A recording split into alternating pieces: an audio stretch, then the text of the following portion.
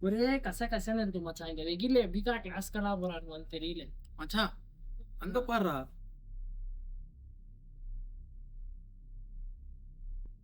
First year பையன் இப்பதான் வந்தான், அதுக்குள்ள அந்த பொண்ணை கரெக்ட் பண்றான். கொடுத்து வச்சான்ல, உனக்கு அமைதிடா. வாழ்றான்ல. ஏய் எந்திரா, கேப் வந்துருச்சு, போலாம். சரிக்கா வீட்டுக்கு போகலாம். போச்சு. ஆமா, அம்மா வேற கால் பண்ணிட்டே இருந்தாங்க.